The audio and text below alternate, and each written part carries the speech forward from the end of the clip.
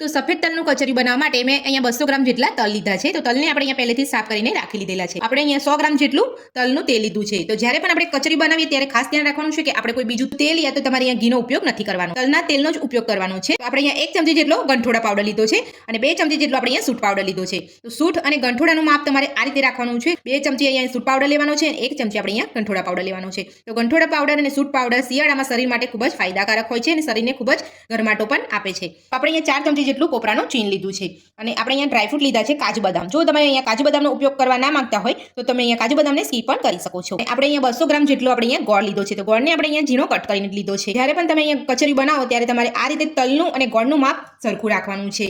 જો તમે અહીંયા દેશી ગોળ લેવા માંગતા હોય તો તમે અહીંયા દેશી ગોળ પણ લઈ શકો છો. તો ચાલો આપણે હવે સફેદ તલનું કચરી બનાવવાનું શરૂ કરીએ. તો તલનું કચરી બનાવવા સૌથી પહેલા મેં અહીંયા મિક્સર જાર લીધું છે. તો જ્યારે પણ તમે ઘરે અહીંયા કચરી બનાવો ત્યારે આપણે અહીંયા કાચા તલનું જ કચરી બનાવવાનું છે. આપણે અહીંયા તલને શેકવાના નથી. બહારથી આપણે લાવીએ છીએ ત્યારે અહીંયા કાચા તલનું જ આપણે અહીંયા કચરિયું હોય છે.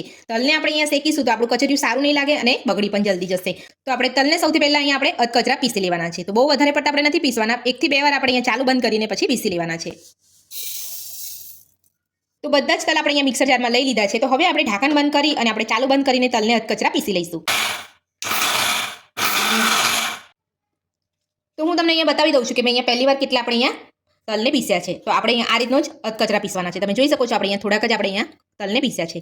તો હવે આપણે એમાં સૂંઠ ગંઠોડા અને આપણે અહીંયા કોપરાનું છીણ ઉમેરી દઈશું. તો આપણે અહીંયા કોપરાનું છીણ ઉમેરી દીધું છે. તો હવે આપણે સૂંઠનો પાવડર ઉમેરીશું. સાથે જ આપણે અહીંયા ગંઠોડાનો પાવડર ઉમેરીશું. એ જ રીતે આપણે અહીંયા ચાલુ બંધ કરી અને આપણે અહીંયા થોડું પીસી લઈશું. તો સૂંઠ ગંઠોડાનો પાવડર અને આપણે કોપરાનું છીણ નાખીને આપણે અહીંયા પીસી લીધું છે. તો હું તમને અહીંયા બીજી વાર પણ બતાવી દઉં છું. તો તમે જોઈ શકો છો હજુ પણ અહીંયા ઝીણું નથી થયું. તો આ રીતે તમારે અહીંયા ચાલુ બંધ કરીને 1 થી 2 વાર ચાલુ બંધ કરીને તમારે પીસવાનું છે. તો હવે આપણે એમાં ગોળ ઉમેરી દઈશું. તો ગોળ ઉમેર્યા પછી પણ આપણે એ રીતે જ આપણે અહીંયા ચાલુ બંધ કરીને પીસવાનું છે. તો હવે આપણે અહીંયા જે તેલ લીધું છે એમાંથી આપણે અહીંયા થોડું તેલ ઉમેરી દઈશું. કાચા તલ લીધા છે એટલે કાચા તલની અંદર પણ તેલનો ભાગ રહેલો હોય છે. એટલે આપણે અહીંયા થોડું તેલ ઉમેર્યું છે હમણાં, પછી આપણે અહીંયા બીજું ઉમેરીશું. તો એ જ રીતે આપણે અહીંયા ચાલુ બંધ કરી અને પીસી લઈશું.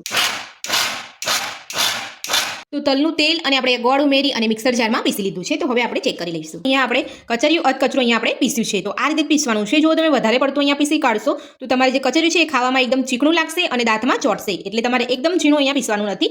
આ રીતનું તમારે અહીંયા અધકચરું પીસવાનું છે. તો હવે આપણે એક બાઉલમાં કાઢી લઈશું. તો તમે જોઈ શકો છો મેં અહીંયા એક બાઉલમાં બધું જ કાઢી લીધું છે અને આપણે અહીંયા બધું જ આ રીતે મિક્સ કરી લેવાનું છે. અને મને અહીંયા થોડું કોરું લાગે છે એટલે હું અહીંયા ઉપરથી તલનું તેલ થોડું એડ કરું છું. જો તમને આ રીતનું થોડું કોરું લાગતું હોય તો તમે ઉપરથી આ રીતે તલનું તેલ તમે ઉમેરી શકો છો. તો મેં અહીંયા 100 ml જેટલું તલનું તેલનો ઉપયોગ કર્યો છે. તમારે અહીંયા વધારે પડતું તેલનો ઉપયોગ નથી કરવાનો, કેમ કે તલ પણ તેનું